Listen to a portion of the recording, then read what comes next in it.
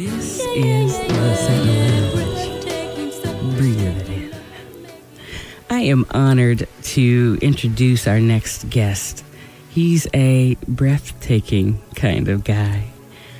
We've had a tribute to the Supremes all night long, and I want to share this tribute with probably the Supremes' biggest fan, as I mentioned before. We might have to fight for that position, but it's okay. He might win. I don't know. He's a Jack and Jill of so many trades, an actor and author and activist, an independent director and producer of both theater and film projects, and an entrepreneur, a music connoisseur, as we mentioned before. This will all make sense to you tonight as we take a biographical and theatrical journey through his own words. Satin Lounge, please welcome the multi-talented, inspirational Dale Guy Madison. Welcome. Well, I feel like crying. That was like the most amazing introduction ever. You are the most amazing, breathtaking guy. You didn't put obsessive, stalky, kind of crazy fan, because no judgments here. Right, everyone judgment-free zone. Judgment-free zone. Everyone has their own muse. You do what you do, and you draw your inspiration from wherever you draw your inspiration from. And I actually draw my inspiration from you. Did you know that? So honored. I'm so honored. I did not know. You didn't know. Well, listen, I have to, let's go back for a second and explain what I'm saying. Satin Lounge, let me tell you a really quick story, okay? Are you listening? Okay, listen. Back, I'm even going to put a year mark on it because we have a couple of new gray hairs since then. I got a lot more than you do. Oh, stop that. 2008. I think it's 2008. It was a little while back. I was working one of my many jobs at the same time. I was working for Staples. Not the Staples Center where the Lakers play, the Staples Copy Center office supply chain. In the hood. Inglewood, in the hood.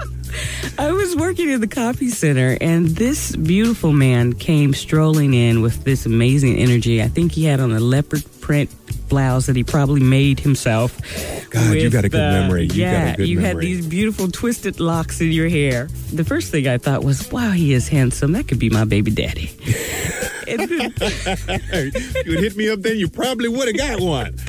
And then the next thing I thought, after we had just a few minutes of conversation, he wanted to basically print a poster of a short film that he had created to present in the African Film Festival. Yeah. So I was intrigued by that too. And then the more we talked, the more I realized he's gay.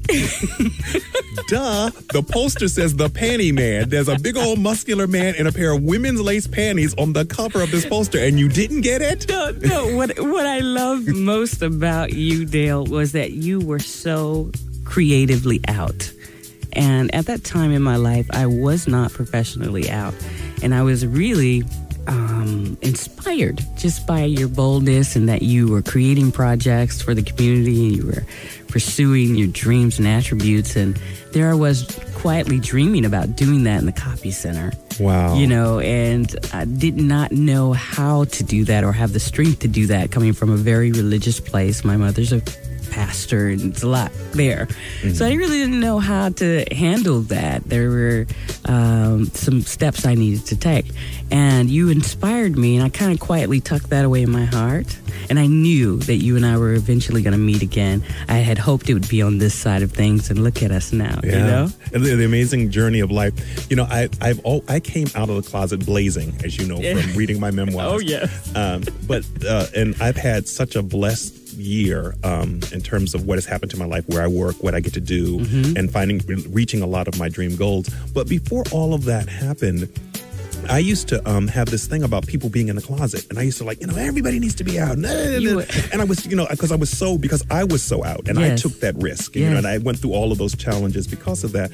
But as you get older and you get more mature and things kind of set in, I kind of realized some of us going to have to be on the front lines and take a hit for the people who can't. That's right. Out. I had to start taking the position that it's okay for me to be on the front line. Everybody doesn't have to be out when I choose for them to be out. They're out on their own time. Right. If they never choose to come out, it's okay. Right. But I'm going to be out here on the front lines for you. And I don't want to compare myself to the great, but King stood out there for people who couldn't fight racism.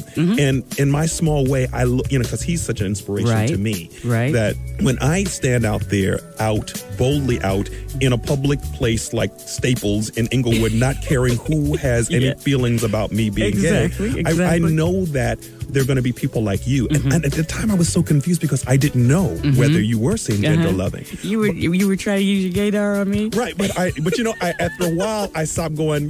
I used to tell when people turn to me and say, "Is so and so gay?" I said, "You know what? I really don't care. I know that I am. And it's like I assume everybody's gay until they tell me they're straight."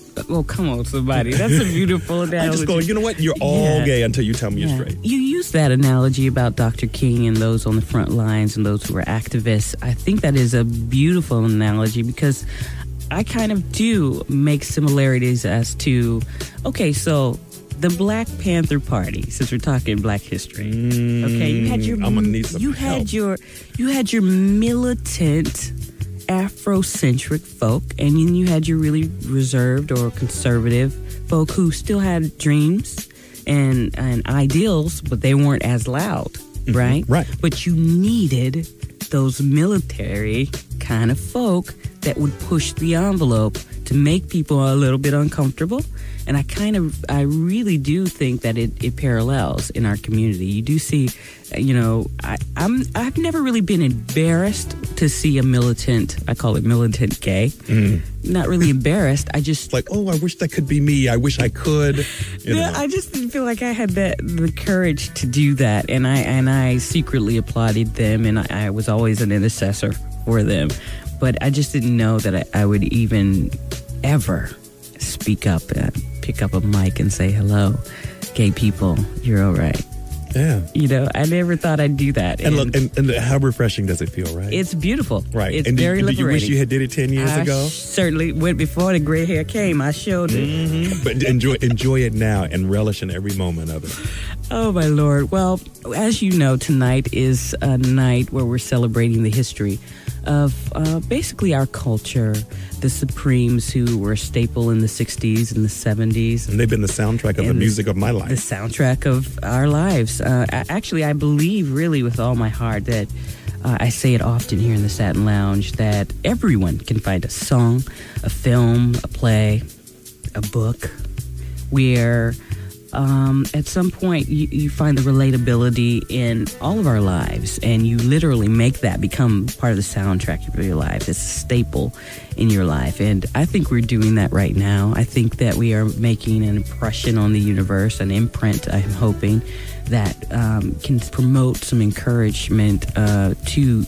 maybe someone who would like me in the Coffee Center. And we live in such a great technological age that, that this interview can go on for as long as YouTube and the World Wide Web exist. It can play when I'm 80, And your journey has been one of, challenge and beauty. I was reading your book, the book we were referring to tonight. I've been talking about Dream Boy. My Life as a QVC Host and Other Greatest Hits. One of the things I found very clever was that how your chapters were titles of your Supremes catalog and collection of memorabilia that you had for them. That was an amazing idea. Maybe you could better explain it than me. What is your obsession with the Supremes?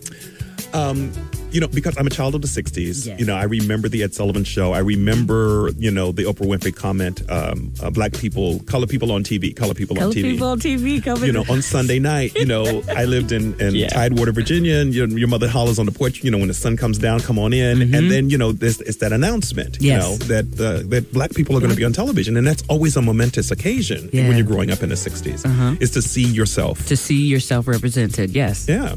And so, at that age, my mom was still young, and you went to family occasions, and the music that was played was Motown music.